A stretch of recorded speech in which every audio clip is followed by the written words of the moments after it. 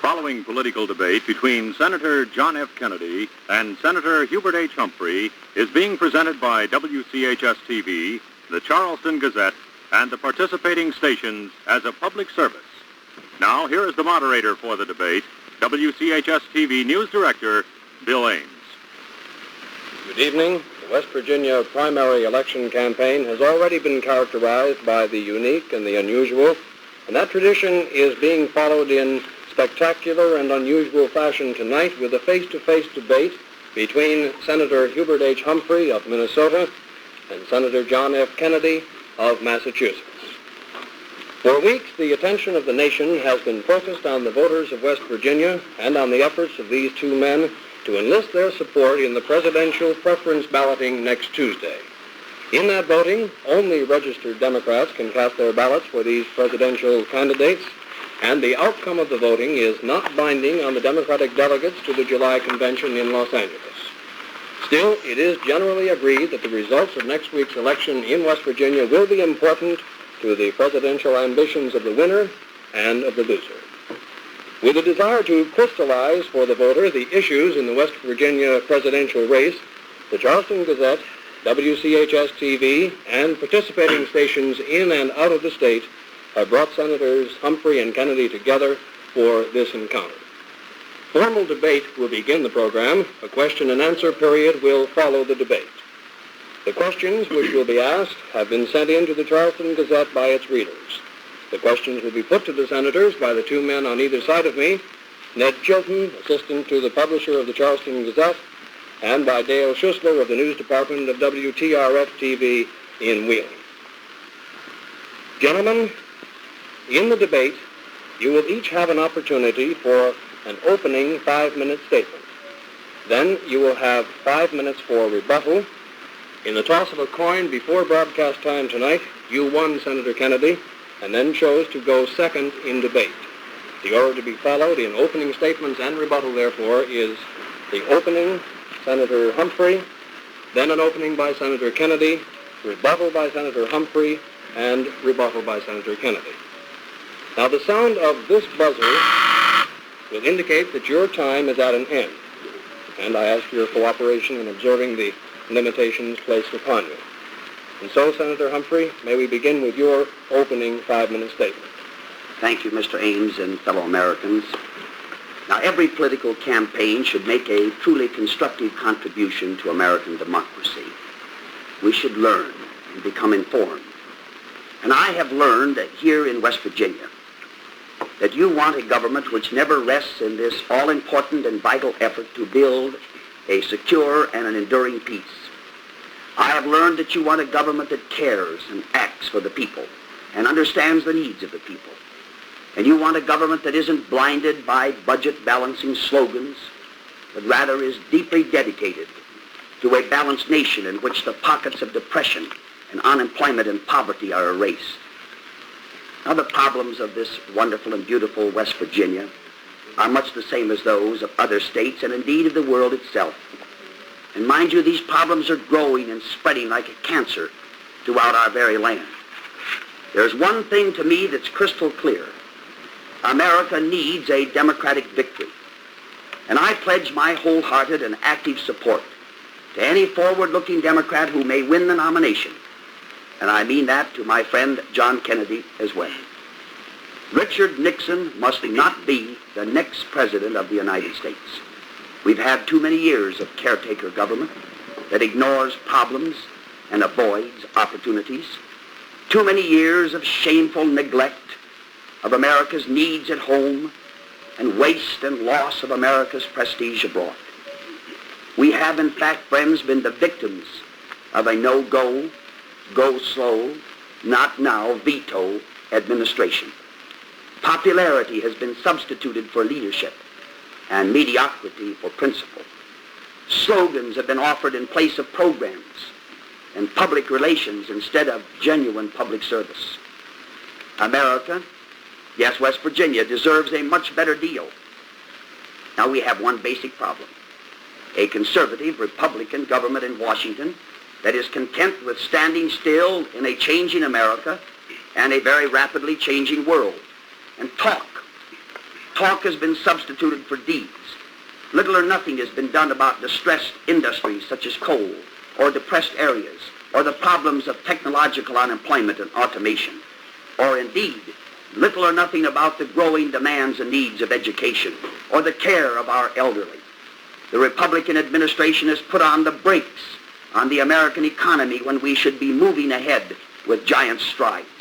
It has complained about growing surpluses of food and fiber, while in many parts of America, yes, in West Virginia, children suffer from inadequate diet.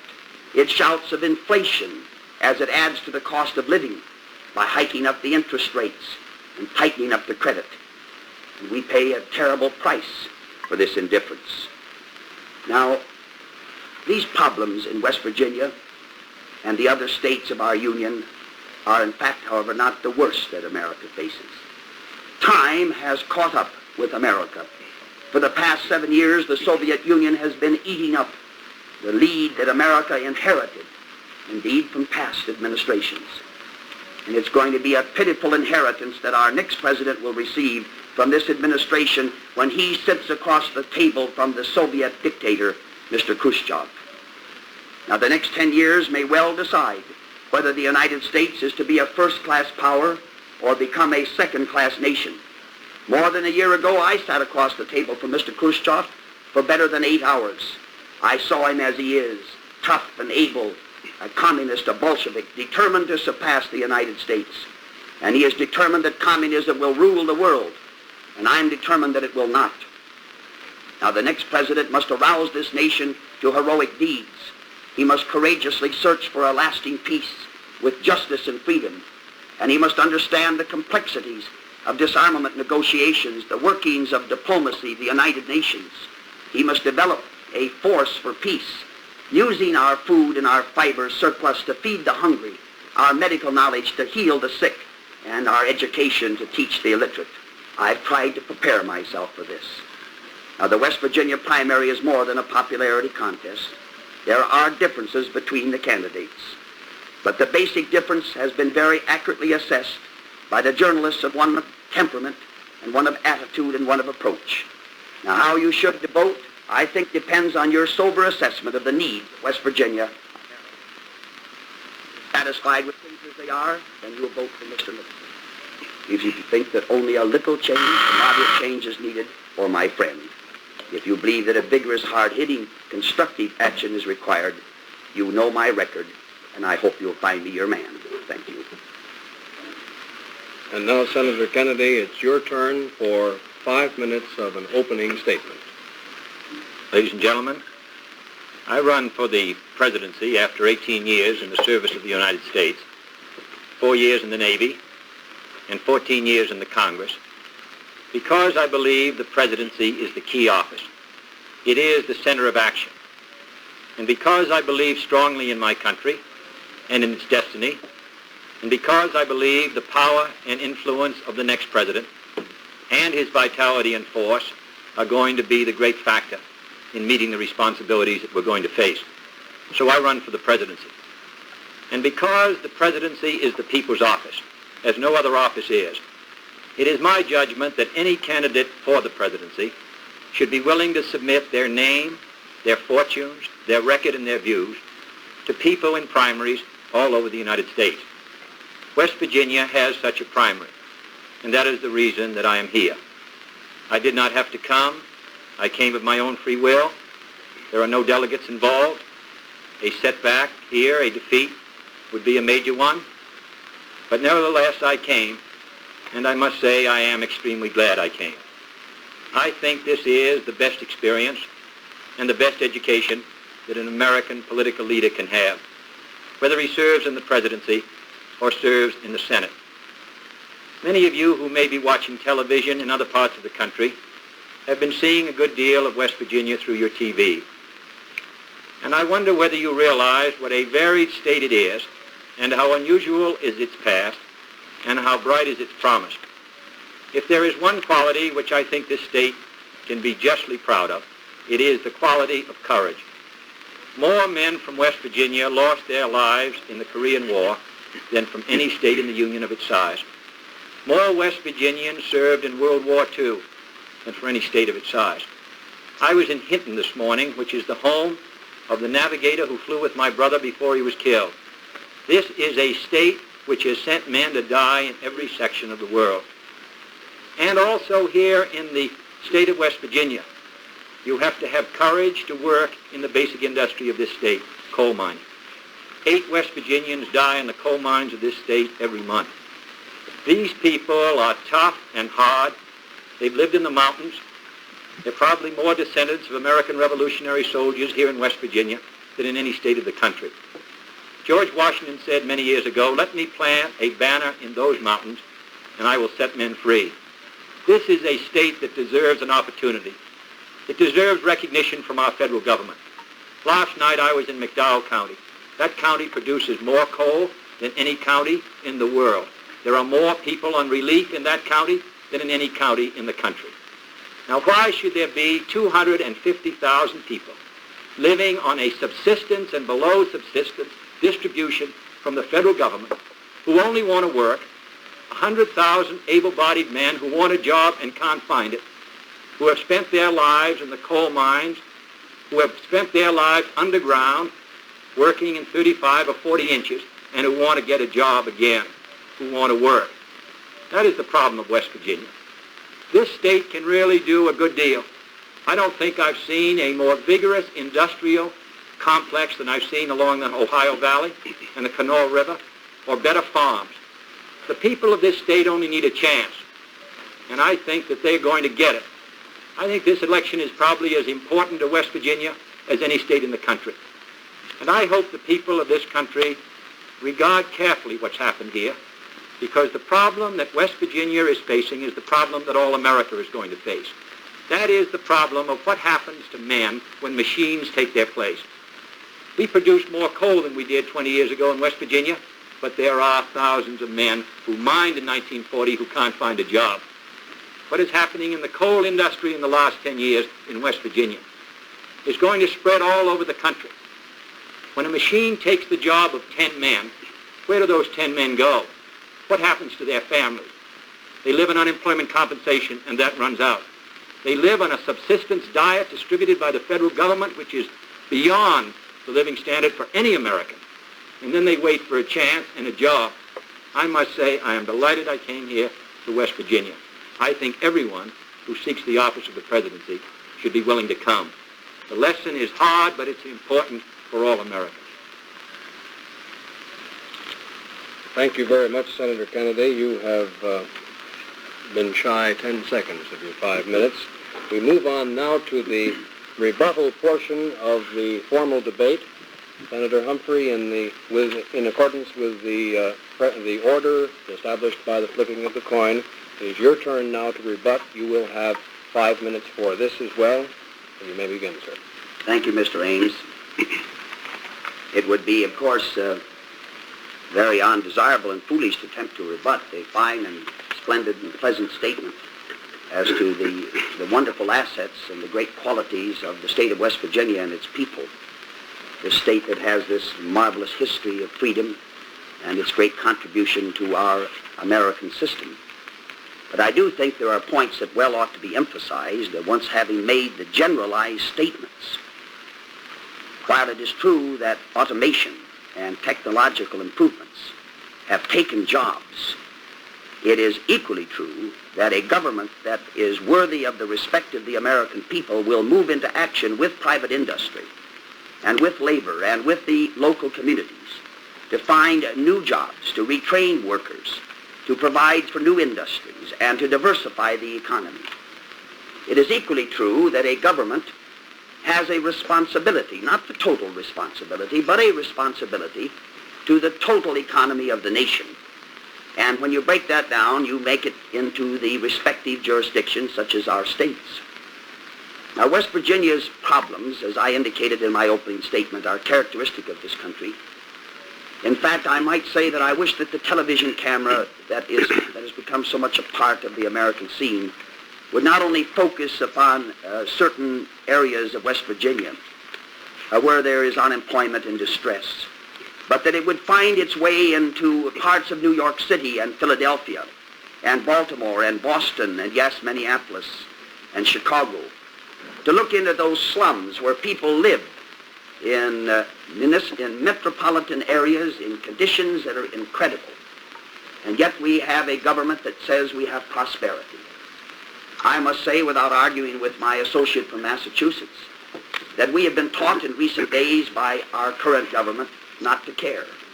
And I consider this to be immoral. It is absolutely necessary for us to care for one another.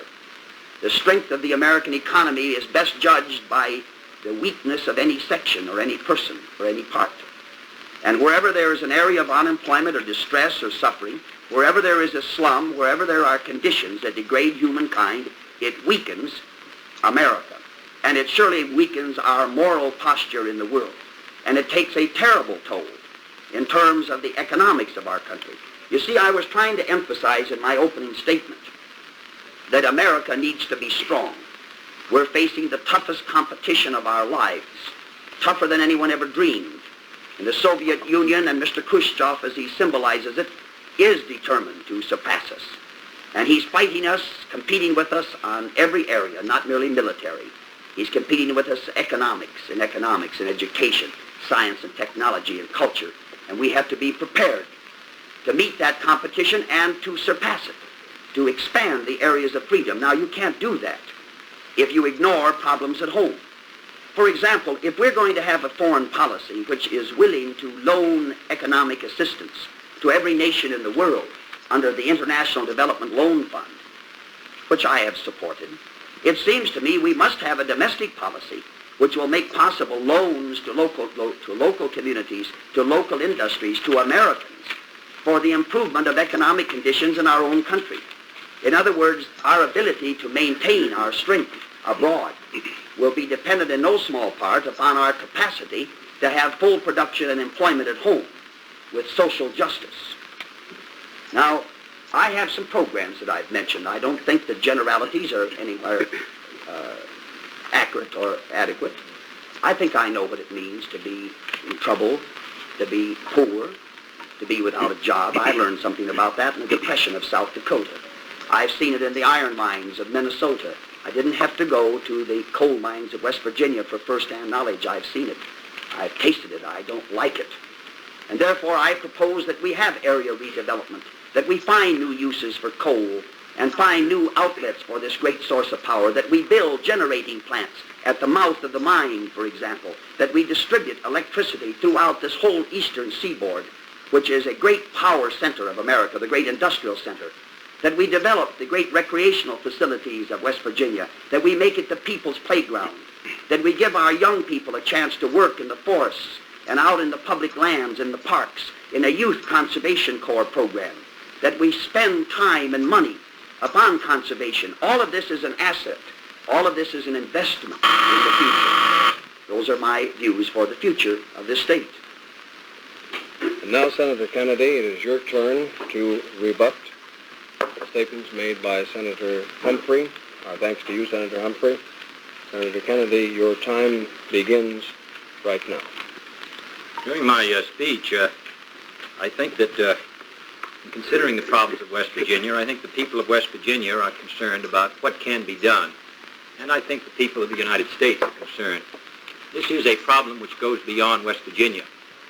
In Massachusetts, we lost our textile industry, and we had, through 4, 5, or 6 years in the great mill towns, an extremely difficult time. Pennsylvania, southern Illinois, Kentucky, parts of Indiana, parts of Ohio, have all been hard hit by technological change. The question is, what shall we do about them? What shall we do about West Virginia?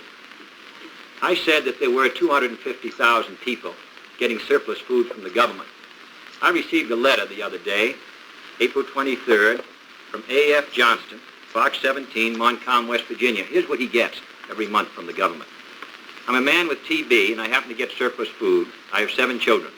This is what I receive: 5 bags of flour, 4 cans of eggs, 3 5-pound bags of meal, 8 pounds of shortening, 4 pounds of rice, which we can't use if we don't get it clean, and 4 powdered milk.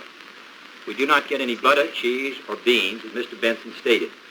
I will challenge anybody on the surplus food situation on what we get, what we don't get.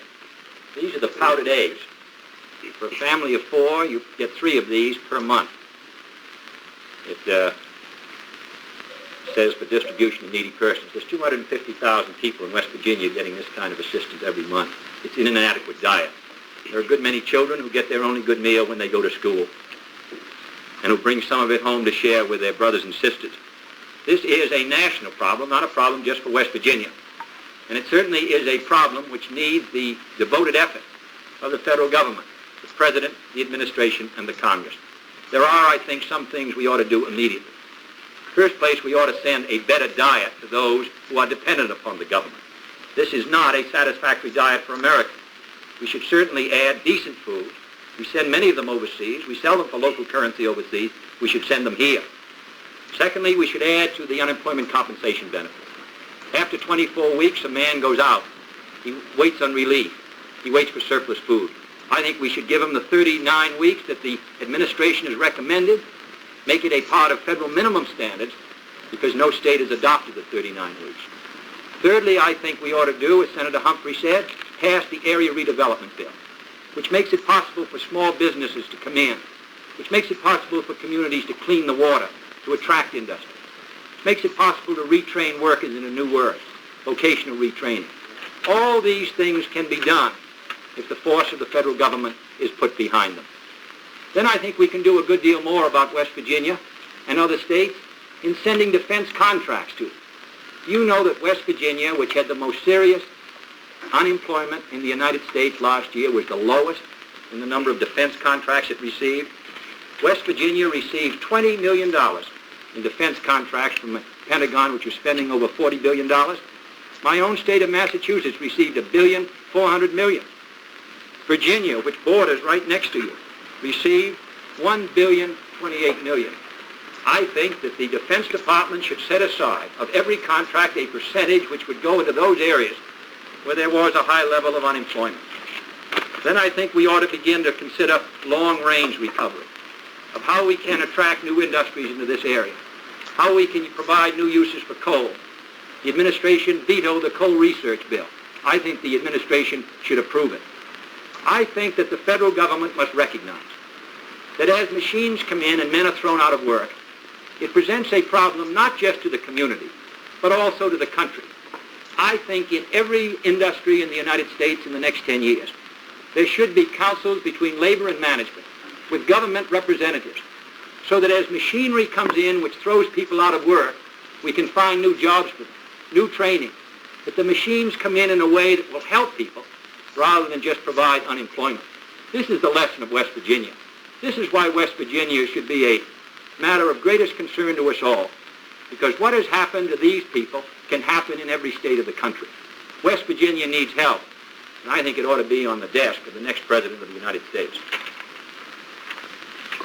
Thank you, Senator Kennedy. Now, gentlemen, we have concluded the formal portion of the program, the formal debate with opening statements and then rebuttals, and we come to the portion which will be devoted to questions and answers.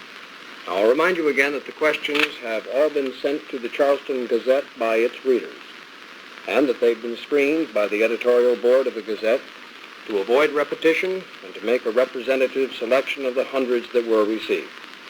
Now, the ground rules regarding the answering of questions are as follows. The questions will be asked of you alternately, and you have 2 minutes in which to give your answer. Now, at the end of the 2 minutes, the familiar buzzer, the buzzer with which you've now become familiar, will sound as it has before, and you will stop. And I must ask your cooperation in observing that. The candidate to whom the question was not directed, some have been directed to you both, but the candidate to whom the question was not directed will have the option of comment if he so desires. And the time limit on comment will also be 2 minutes. Now, may we have the first question first from Ned Chilton of the Charleston Gazette. The first question is addressed to both of you gentlemen, and I'll ask Mr. Humphrey first. Should Red China be permitted to join the United Nations? It is sent in by Charles W. Simpson of Syracuse, New York. Well, Mr. Simpson and Mr. Chilton, I would not, as a delegate to the United Nations representing this country, nor would I, if responsible for the nation's foreign policy, recommend, at least at this time, the admission of Red China to the United Nations. She has demonstrated a kind of arrogance and a kind of intransigence, which I believe is anything but worthy of the respect and of the consideration of our country. May I further add that the Charter of the United Nations requires that the nations that are members thereof should be peace-loving nations. Now, I know there are some members of the UN that surely don't qualify too well for that particular description, but I would add they came in at the time of the United Nations inception, and now we have an opportunity to weigh the admission of new members very carefully. Now, I qualify my statement by saying that you don't take a position in terms of the indefinite future. You take it in terms of the present circumstances. Thank you, Senator Humphrey.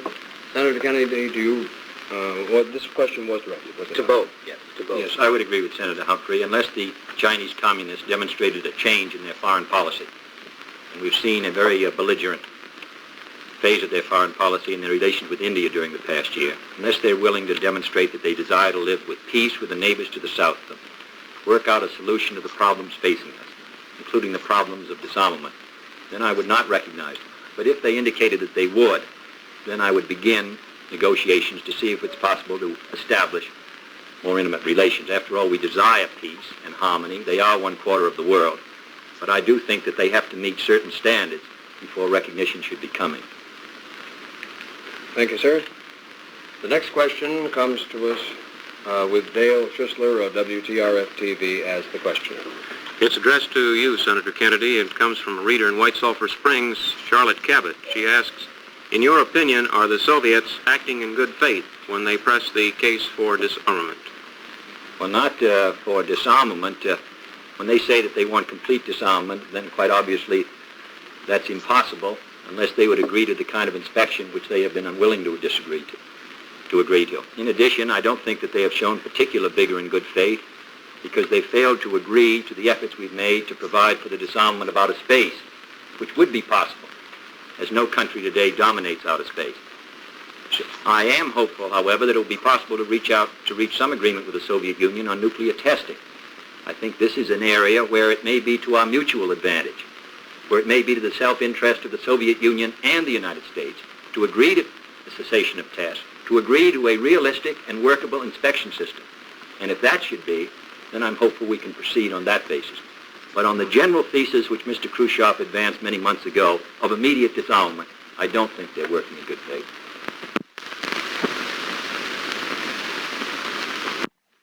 And I comment, would agree that there is considerable evidence of the lack of what one might call good faith.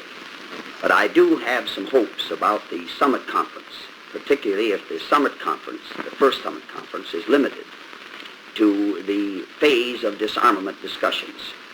Now, at that conference, I think the most that we could expect is to be able to lay down or to get an agreement upon the ground rules for the present 10-nation disarmament conference that's underway in Geneva. If we could get the ground rules clearly understood, in other words, what they were to do in the 10-nation conference, this would be a forward step, particularly if there was a firm agreement. Secondly, there is one basic problem in the field of the nuclear test suspension with adequate inspection and control. And that problem is the number of on-site inspections where the mobile teams, the international inspection teams, can move into an area where there seems to be a suspicious event. Now, if we could come to an agreement upon the number of on-site inspections, then I think we would be making some forward progress in the field of disarmament. And this is a prospect that lends some hope. I think the Soviet Union needs peace for at least the next 7 to 8 years if it's to fulfill its 7-year plan. Senator Humphrey, the next question is addressed to you from J.A. Asbury of Glasgow, West Virginia. What stand do you take on the proposal to raise federal income tax exemptions from $600 to $800? I took a stand early on that, and this is one of the differences between my colleague from Massachusetts and myself, a difference of degree, I might add. I voted for the amendment offered by the senator from Texas, Mr. Yarborough, to increase the exemption from $600 to $800.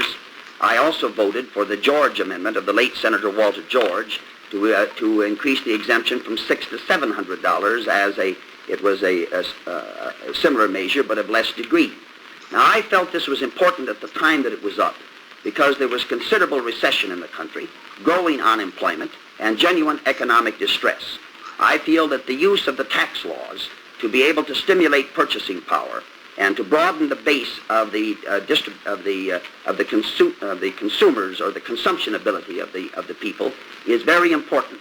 Now, I would have made up that loss of revenue, and it was a loss of revenue.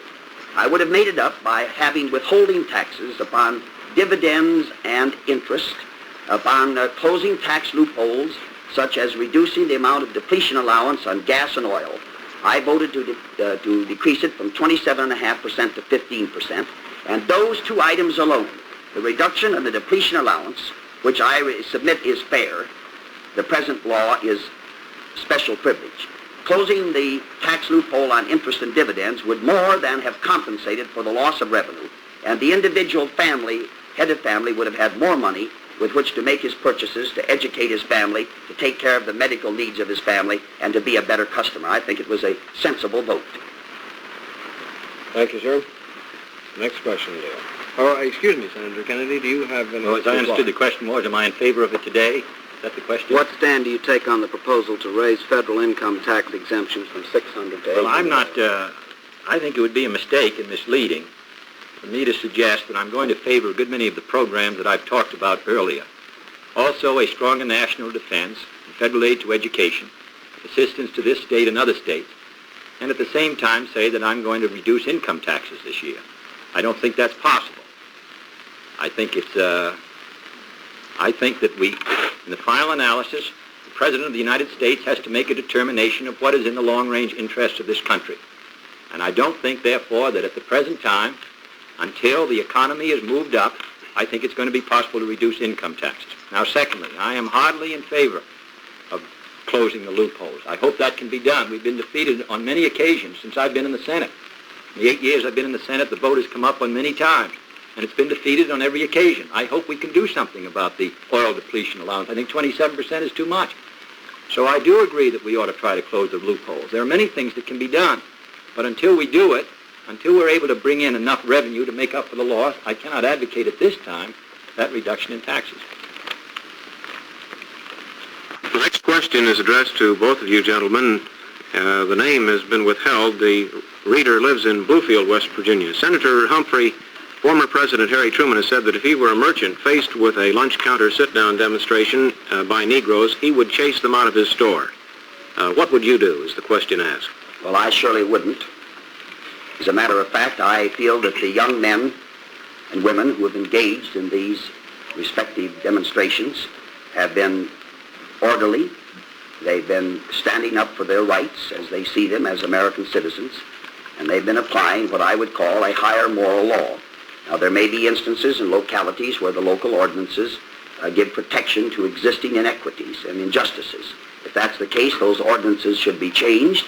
And in the meantime, I would suggest to those who are the operators of private business establishments that they have some consideration for not only the constitutional rights of people under the 14th Amendment, because no state is supposed to pass any law which falls unequally upon its citizens, and I would suggest also they might practice some good business sense by treating customers with equity and with equality. And I'd like to add, however, if I may go back to another question on this, is that within the rules? On the tax question? I believe, sir, that you have 1 minute left. Yes, I'd just like to point this out, that the Tax Act of 1954, passed by the 83rd Republican Congress, is not divine script. It's not sacrosanct. It is man-made law. It is filled with inequities and injustices. I refuse to accept it without protesting against it. I did not vote for it. I thought that it was injustice consummate, and I feel that the tax loopholes will not be closed until there is a firm determination on the part of more of us in the Congress, like myself, to demand some equity in the tax laws. And that's why I would have supported and do support an increase in the deduction for the average family, because I think it will lend itself to the health of the economy and compel this government to do justice in the tax laws rather than to continue to spread the benefits to a handful of people who do not need them. Senators, before we proceed, you have an answer to the question that was raised, Senator Kennedy, but let me point out this fact that Senator Humphrey raised the point, and it was a legitimate one.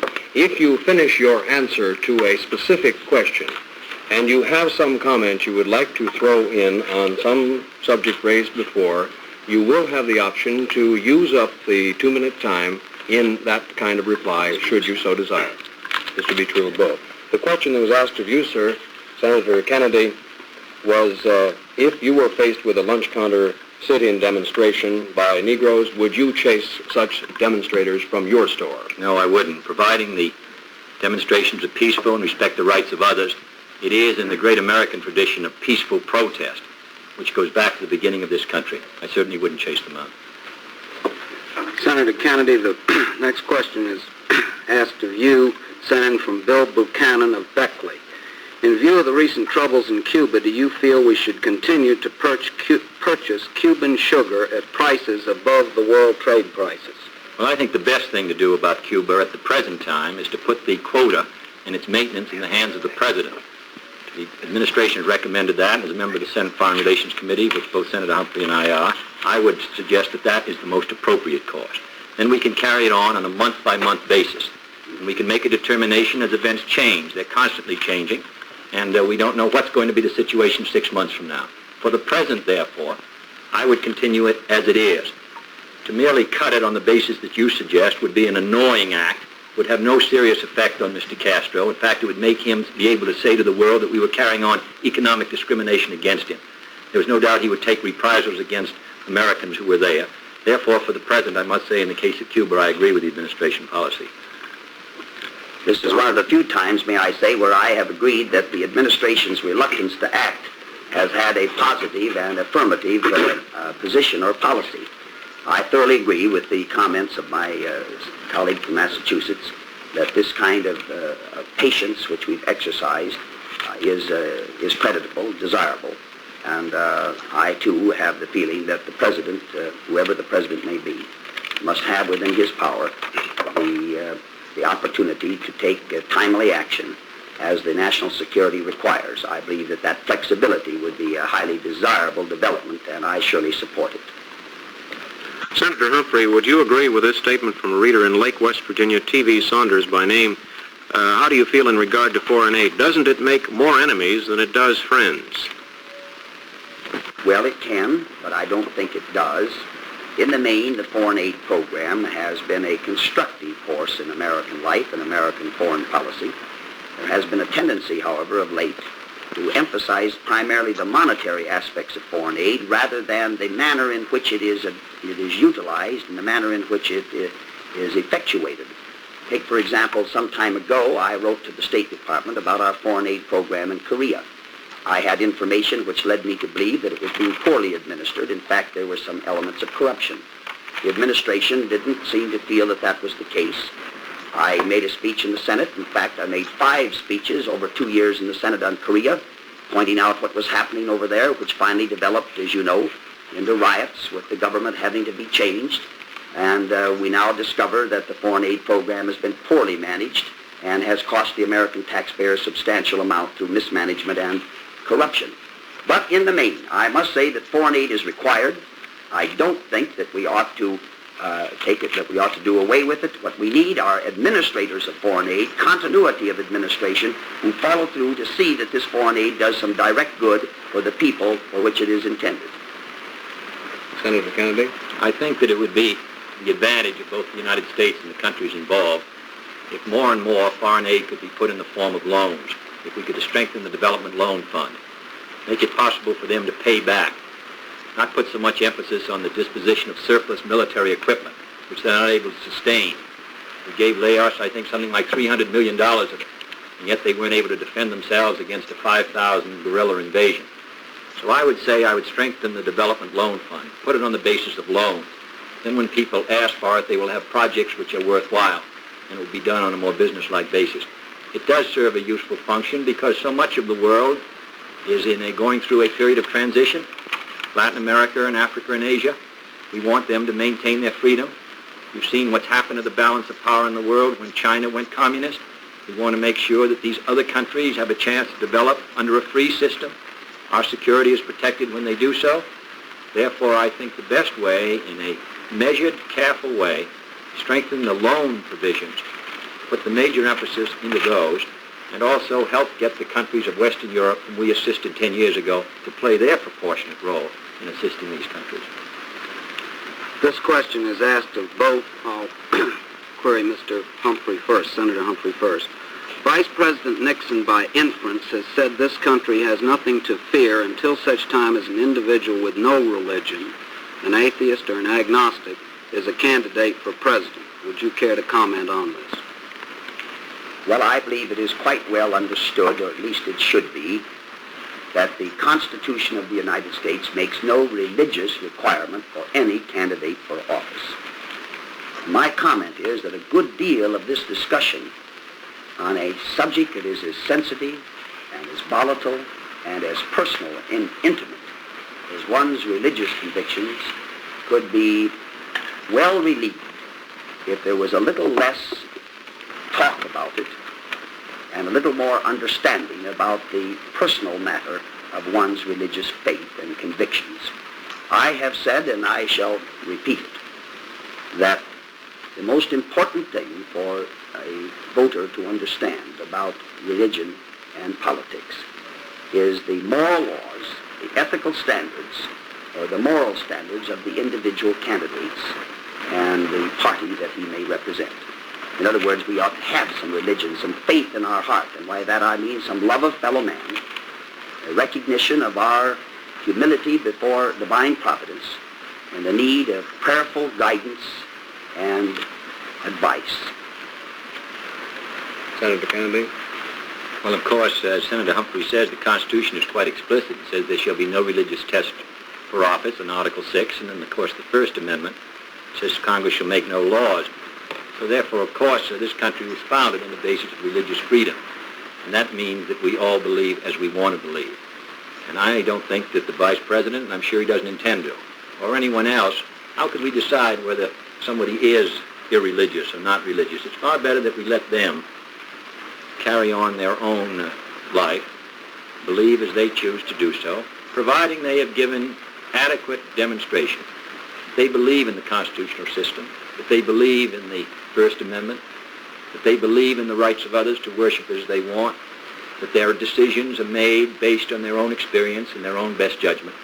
These are the great factors which I think motivate men as different as Jefferson and Lincoln, men who had entirely opposite in some ways, or in some ways the same religious beliefs. This country, this is perhaps the most important ingredient in the development of American character. From the beginning of this country, which was founded on the principle of religious freedom. Therefore, I'm devoted, and I know Senator Humphrey is, to the maintenance of this tradition. And I'm confident that they are, too, in West Virginia. That's my experience, and I continue to believe that because I think it's such an important quality in the American character and the American experience. If this were lost, if we started to apply religious tests of one kind to another, then really something important in American life would go out. So I must say that I believe that people should be free, that's the important thing, to believe as they wish, providing they are loyal Americans and devoted to constitutional principles. Senator Humphrey, Jerry Carney of Dunbar directs this question to you. Are you in favor of a national fair trade law? I have been. I feel that fair trade laws have a place in the American economy. The biggest problem has been in the area of enforcement. I believe that there ought to be rules of conduct in the economic marketplace, just as there are rules of conduct in banking, railroading, and utilities. I happen to believe that lost leaders lend themselves to the warfare, to jungle warfare in the economic marketplace, threaten the very existence of private enterprise, particularly individually owned enterprise or partnerships. I have seen through experience, not through theory, the impact of the powerful, large interests upon the independent retailer, and he is in need, particularly in those areas where there are nationally advertised brands, of some kind of price protection, lest these nationally advertised items be used as come-ons to draw people into a business establishment and ultimately to destroy the independent merchant who is, in fact, as important to the American social and economic structure as the family farmer, or indeed as the school teacher or the independent school district. These are the ways that we develop an America that has a degree of independence and a degree, I would say, of social justice and fair play, which is so important a part of our national makeup. Senator Kennedy, do you wish to reply to that question? Well, I think we want to be careful in protecting smaller businessmen, and I must say I think they need protection, because I think in this administration, particularly credit policies and all the rest, have worked to their disadvantage. We make sure that it doesn't provide that the consumers are going to have to pay a unnecessarily high cost. I remember Senator Neely in the state making a speech on the Senate floor in which he said a fair trade bill would cost his people millions and millions of dollars. So that I think we want to be extremely careful before we push a national fair trade law that we are providing protection where it is needed and not merely permitting a higher cost for a good many people. Gentlemen, Mrs. Elsie Osborne of Clendenin asks, why do Senator Kennedy, this is a question directed at both of you, why do Senator Kennedy and Senator Humphrey blame all the ills of West Virginia on the Eisenhower administration when we have a Democratic Congress of which both are members and which has done nothing yet toward helping us? Who are you going to let answer that one first? Choose up, Si. Since I've been getting all the hot ones first, I'll take this one. Go ahead, John, if you wish. Oh, no. Well, I was just going to say, and I'll let Senator Humphrey answer half of this question. I remember that taking the lead in Defense Manpower Policy Number 4 in 1953 to steer defense contracts into distressed areas, of which my state of Massachusetts had a good many. This administration committed themselves to maintaining it by executive order, and it was never done. Senator Nolan led the fight against our effort. I was the floor manager on the first area redevelopment bill, which was intended, and both of us have mentioned this, to assist areas like West Virginia, which had high unemployment. The president vetoed that bill. I'm going to let Senator Humphrey give a couple of other examples. Well, one other good example is the coal research bill, which was passed with the support, of course, of the members of the West Virginia delegation. And by the way, the coal research bill had a very modest appropriation to it that would have been of help to the coal industry in this state and indeed the entire economy. The president vetoed that. I might add, however, that we have 19 such research programs going in foreign countries, which the taxpayers of America pay for, but not one dime is to go into West Virginia. Furthermore, the administration has taken a very dim view upon such programs as the food stamp plan, which we passed that would have been of help right here in the state of West Virginia. Now, I'm the author of the food stamp plan. We attached it to the so-called surplus food disposal program last year. It would have provided for a balanced diet for the needy people in this state. There is over $400 million of monies not paid in by taxpayers, but collected by tariffs on food imports into this country that are available. Those dollars are available to purchase poultry, meat, milk, butter, cheese, oleomargarine, soybean oil, whatever would be necessary for a balanced diet, including fruits and vegetables. The administration has vetoed 147 times acts of Congress, and we have not had the two-thirds to override the vetoes. I'm fully familiar with the area redevelopment bill, having been with Senator Kennedy a co-sponsor of it. And by the way, we've passed it again in the Senate, and I'm hoping that tonight the House of Representatives will have passed it for the second time so that the president will have it on his desk once more. I think, if I may say, that this indicates the importance of the presidency. Regardless of what action is taken by the members of Congress from this state or any other state, the presidency is the key office. The president can veto programs, as this administration has done, housing, water pollution, unemployment compensation, can oppose minimum wage, and you can't get action. All the president needs is 1/3 plus 1 in either the House or the Senate to stop any bill from passing. And in addition, the power of the president to suggest action to the Congress. This is the key office. Make no mistake about it. The Congress is an equal and coordinate branch, but the power and influence of the prestige is of the presidency. That makes it the key office. And that's why I think it's important for West Virginia and the United States to have a change in administration. You know, I might add, gentlemen, that I remember the days of 1936 when Franklin Delano Roosevelt visited my home state of South Dakota at that time in the drought period. He came to see the conditions. I wish the President of the United States would come to see some of the conditions that we've seen in this state and other states. I can't help but feel that any man who occupied that high office with the tremendous power of the presidency would advocate programs of action and insist upon prompt action. But instead of that, I read the other day where the president thought that there was a liberal allowance for foodstuffs in this state. Senators Kennedy and Humphrey, you put a mathematical burden on me there that I hope I fulfilled, but jointly you each had 2 minutes. Mr. Chilton, I think you have the next question. Senator Kennedy, this one is submitted to you by J. Hugh Cummings of Parkersburg. Are you willing to take a definite stand on Senator McCarthy? Yes, I have. I said that I support the censure. Yes. On many occasions, I've stated that. I supported the censure in the Senate at the time of the vote and spoke in favor of it. Senator Humphrey, Betty Twaddle, I believe is the name, from St. Albans, West Virginia, asks this question of you. Do you honestly feel that if you should win the West Virginia primary, you would have a chance of getting the Democratic nomination? I surely do, and I suppose it's at this point where I disagree most sharply with my friend from Massachusetts. No Democrat has this nomination tied up. There are a number of Democrats that are potential Democratic nominees. And the West Virginia primary is a significant primary. It isn't the alpha and the omega, the beginning and the end, but it is a very significant primary.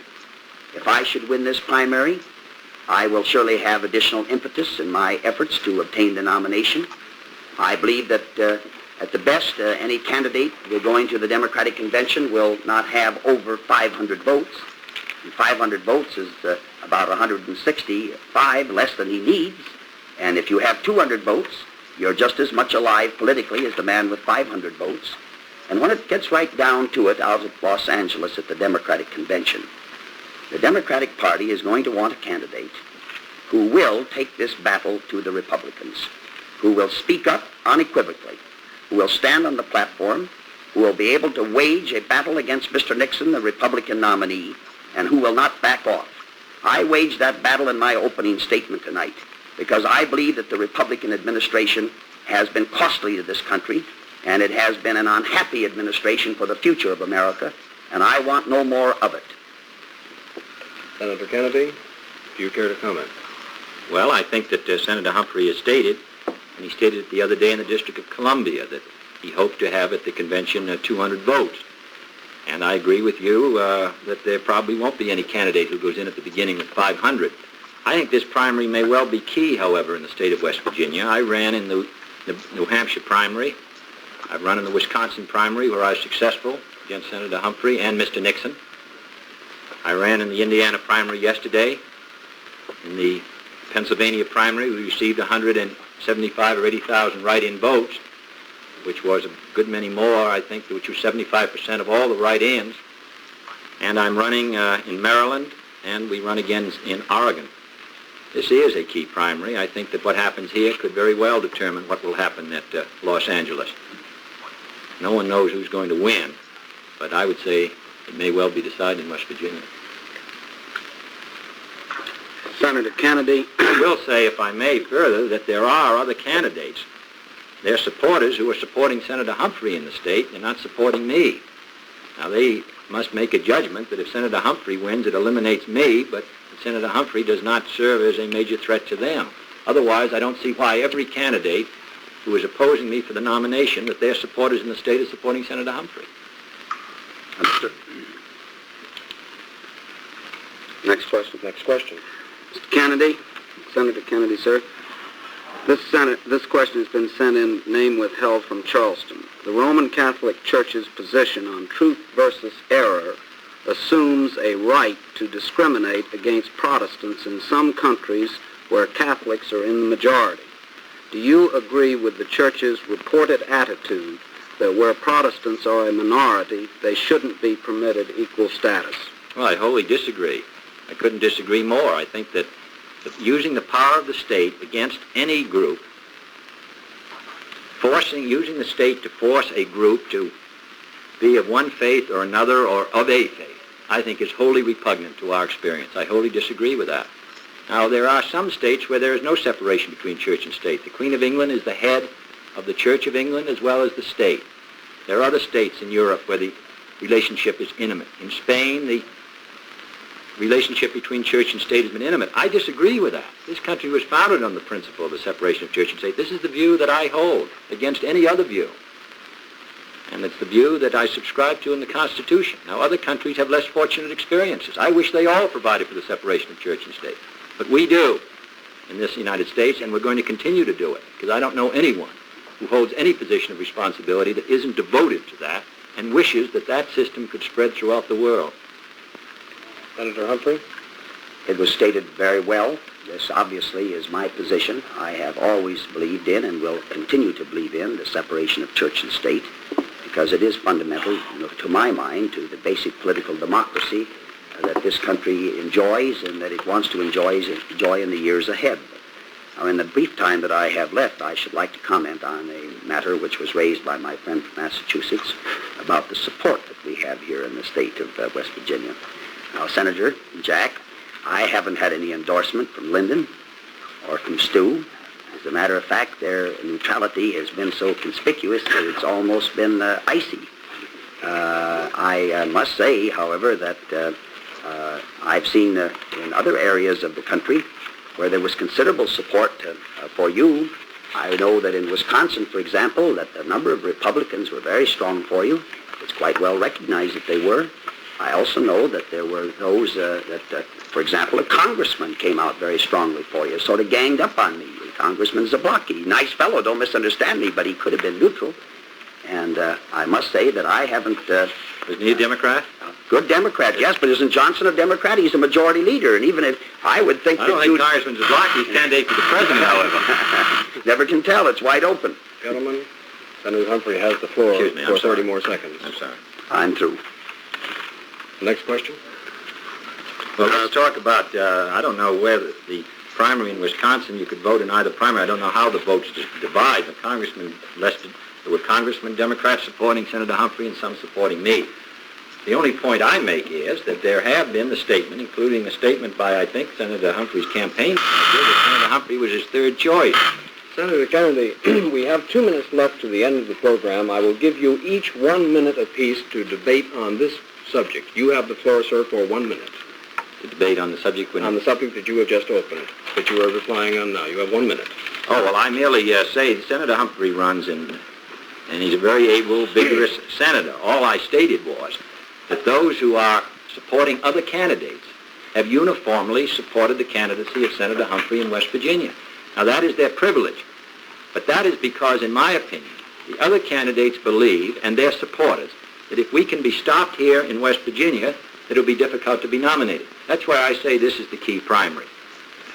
And therefore, I'm running as hard as I can, and I'm running against what I consider to be a coalition of those who choose a good many other candidates. That is their privilege. All I have is the privilege of pointing it out.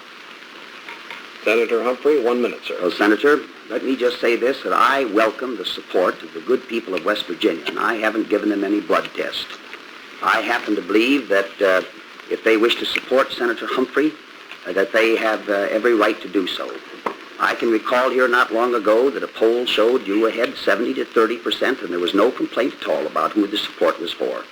And when the race tightened up a bit, well, at once we had some complaints about who was supporting whom. I merely want to say that in this primary election, I have had generous support from the rank and file of our people. In the District of Columbia yesterday, I saw Kennedy support for Senator Morris, one of his prime workers. Now, despite that, I didn't call it a gang-up. I went ahead and proceeded with the election and won it. I hope to be able to do exactly the same thing here in West Virginia, but to do it honorably, without discrimination. Thank you.